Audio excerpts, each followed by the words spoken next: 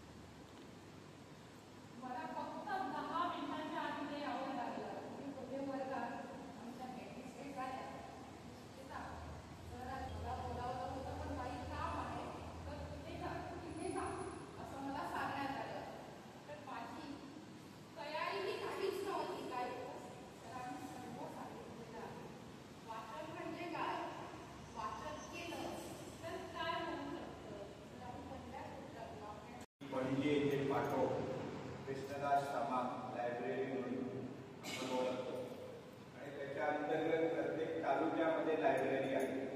खरं तर ही लायब्ररी पेडणे तालुक्यात मांजरे गावामध्ये आणि आज आपण या ठिकाणी ग्रंथालय दिन साजरा करण्यासाठी जमलेलो आहोत. आपल्या समोर या ठिकाणी S.R. रंगनाथन यांना ग्रंथालयाचे जनक असं म्हणून ओळखलं जातं आणि त्यांच्या स्मृतीप्रित्यर्थ दरवर्षी 12 ऑगस्ट हा दिवस आपण ग्रंथालय दिन करतो. आणि या ग्रंथालय दिनासाठी उपस्थित असलेल्या मांजरे हायस्कूलच्या शिक्षिका सौभाग्यवती मामल, त्याचबरोबर सुनीत परब आणि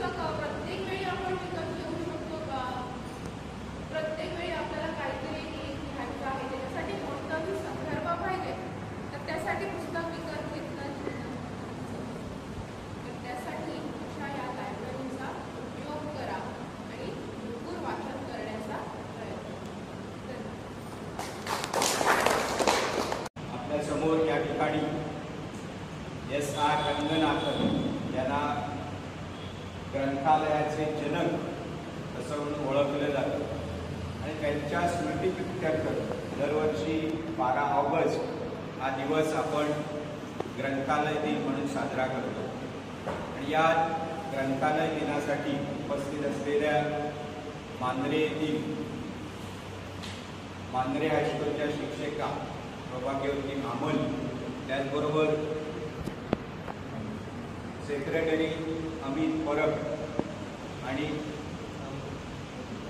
अमित प्रभू आणि आपल्या या ग्रंथालयाचे प्रमुख ग्रंथपाल अभिमन्यू गवस, त्यानंतर श्रावणी राऊत, अन्य कर्मचारी आणि विद्यार्थी मित्रांनो, असं म्हटलेलं आहे वाचाल तर वाचाल. आणि आजच्या युगामध्ये आपलं वाचन हे अगदी कमी झालेलं आहे. आपण आज वाचताना वाचत नाही आणि आजची पिढी पुस्तक उघडून बघत नाही. आपल्यापैकी काही विद्यार्थी असे असतील की ज्यांनी लहानपणामध्ये गोष्टीची पुस्तकं वाचलेली असतील, साने गुरुजींच्या गोष्टी असतील, अन्य गोष्टी असतील, त्या गोष्टी तुम्ही वाचलेल्या असतील. पण नंतरच्या काळामध्ये आपण या पुस्तकापासून दूर जातो. खरं तर ग्रंथ हे आपले गुरु आहेत आणि ग्रंथाच्या सानिध्यात आपण जर राहिलो तर आपलं व्यक्तिमत्व हे विकसित होत असतं. डॉक्टर बाबासाहेब आंबेडकर यांचं जर आपण उदाहरण घेतलं तर बाबासाहेब आंबेडकरांना वाचनाची इतकी आवड होती.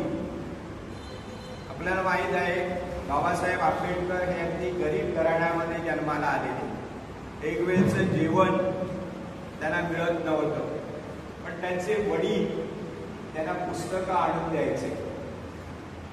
पुस्तकं मिळाली, विकत आणता आली तरी बरंच आहे, परंतु ज्या ज्या ठिकाणी पुस्तकं मिळतील ते आपण पुस्तकालय बघतो, ग्रंथालय बघतो, किंवा ज्या दुकानामध्ये पुस्तकं विक्रीसाठी ठेवलेली असतात अशा पुस्तकाच्या ठिकाणी, अशा दुकानामध्ये ते जायचे. पुण्यामध्ये आल्यानंतर त्या ठिकाणचं पुस्तकालय जे असेल तर त्या पुस्तकालयामध्ये ते जायचे. आणि असं सांगितलं जातं की केवढाही मोठा जरी ग्रंथ असला, मोठं पुस्तक असलं, तर कुठल्या पानावर, कुठल्या पॅरेग्राफमध्ये कुठली माहिती आहे ते सांगायचे. याचं कारण म्हणजे पुस्तकाची आवड. आणि ही आवड जी आहे वाचनाची आपल्याला लहानपणीच म्हणजे विद्यार्थी दशेमध्ये लावून घेतली पाहिजे. आज तुम्ही विद्यार्थी आहात, तुम्ही शिकता, पाठ्यपुस्तकं तुमची आहेत. आम्ही ज्यावेळी शिकवतो आणि शिकवल्यानंतर दुसऱ्या दिवशी विचारतो किती जणांनी आजचा धडा वाचला. पण मला असं वाटत नाही, तुम्हाला मराठी पुस्तक असेल, हिंदी पुस्तक असेल, त्या हिंदी पुस्तकातील धडे सुद्धा वाचण्यापुरता आपल्याकडे वेळ नसतो. खरं तर वेळ खूप असतो, पण वाचनाची आवड नसते. पण ही वाचनाची आवड जर आपण लहानपणी ठेवली तर आपल्या व्यक्तिमत्वामध्ये विकास होतोच, पण त्याचबरोबर आपण वेगवेगळ्या पदव्या संपादन करू शकतो. डॉक्टर बाबासाहेब आंबेडकर यांचं जर उदाहरण घेतलं तर त्यांनी 35 वेगवेगळ्या प्रकारच्या पदव्या मिळवलेल्या होत्या. आपण 12वी पास झालो, ग्रॅज्युएट झालो, आपल्याला पुरेसं असतं. पण या ठिकाणी बाबासाहेबांचं उदाहरण मी परत देतो. याचं कारण बाबासाहेब आंबेडकर हे दलित कुटुंबामध्ये जन्माला आलेले होते. आपल्यापैकी सुद्धा अनेक जण गरिबीमध्ये शिक्षण घेतात. आपण म्हणतो माझ्याकडे हे असतं, माझ्याकडे ते असतं तर मी आणखी शिकलो असतो. खरं तर मित्रांनो, शिकण्याची इच्छा जर आपल्याकडे असली तर आपण निश्चितच शिकू शकतो. मागच्या आठवड्यामध्ये सुद्धा आपण बघितलं, तुम्हाला या लायब्ररीची कार्ड दिलेली आहे. आपल्या शाळेत सुद्धा लायब्ररी आहे, पण किती जण आपण त्या लायब्ररीमध्ये जातो, किती पुस्तकं वाचतो. दर वर्तमानपत्र, आता त्यांनी सांगितलं 12 वर्तमानपत्र या लायब्ररीमध्ये येतात. आपल्या 13 वर्तमानपत्र येतात. मराठीमध्ये आहे, इंग्रजीमध्ये आहे, त्यानंतर कोकणीमध्ये सुद्धा एकमेव असं वर्तमानपत्र आहे. आपल्या लायब्ररीमध्ये सुद्धा 5-6 वर्तमानपत्र येतात. या वर्तमानपत्राची नावं जरी विचारली तरी आपल्याला सांगता येणार नाही। याचं कारण असं आहे की आपण वर्तमानपत्र वाचत नाही। प्रेयर मध्ये आपण सकाळी बघतो, आमची प्रेयर होते, त्याच्या प्रेयर मध्ये प्रत्येक विद्यार्थी दर दिवशी एक थॉट सांगतो, मोरल स्टोरी त्या ठिकाणी वाचून घेतली जाते। दिनविशेष तरुण भारतमध्ये प्रत्येक दिवशी त्या दिवसाचं महत्व लिहिलेलं असतं, त्याचं सांगितलेलं असतं। आजचा दिवस जर असेल त्या दिवसाचं महत्व सांगितलेलं असतं, त्याचं वाचन केलं जातं। हे सगळं जर आपण लक्षात घेतलं तर निश्चितच आपण या ठिकाणी या वाचनाकडे वळलं पाहिजे। त्यांनी सांगितलं की या लायब्ररीमध्ये जवळजवळ 27,000 पुस्तकं आहेत आणि ही 27,000 पुस्तकं जर नुसती चाळायची झाली तरी सुद्धा आपल्याला कितीतरी दिवस लागतील। म्हणून तुमच्यावर आता जबाबदारी आहे, तुम्ही या लायब्ररीचे आता सभासद झालेला आहात। मी तुम्हाला मुद्दाम या ठिकाणी आणलेलं आहे, याचं कारण ही लायब्ररी कुठे आहे आणि लायब्ररीचं कामकाज कसं चालतं हे तुम्हाला कळायला पाहिजे।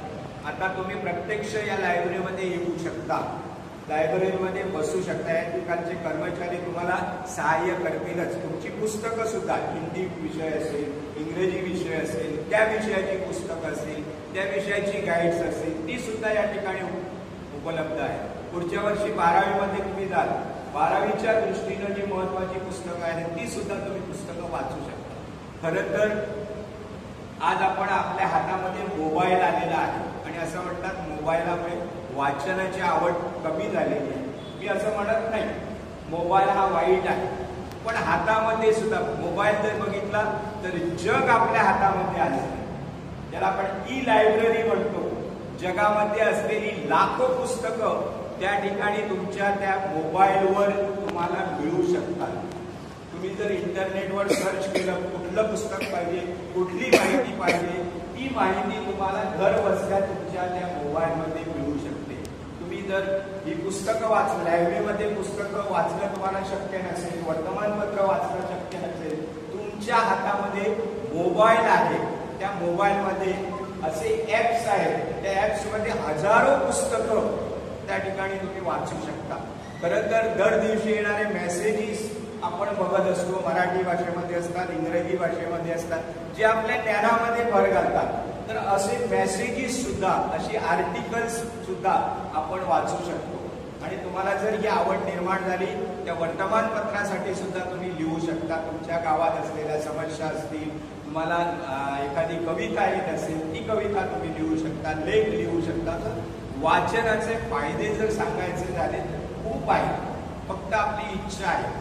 म्हणून इच्छा ते मार्ग। आपल्याला वाचायचं जर नसेल, आपल्याला अभ्यासच जर करायचा नसेल तर कुठलीही गोष्ट तुम्हाला साध्य करता येणार नाही। या निमित्ताने पुन्हा एकदा मी या ठिकाणी सांगतो, डॉक्टर रंगनाथन हे ग्रंथालय जे आहे ते ग्रंथालय आज प्रत्येकाच्या दारात, किंबहुना आज प्रत्येकाच्या हातात पोहोचलेलं आहे। आणि अशा या ग्रंथालयाचा, अशा या पुस्तकांचा, अशा या ग्रंथांचा आपले मित्र सुद्धा कोण असावे, चांगले मित्र असावे। पुस्तकासारखा आणखी मित्र नाही। पुस्तकाशी जर तुम्ही मैत्री केलात तर निश्चितच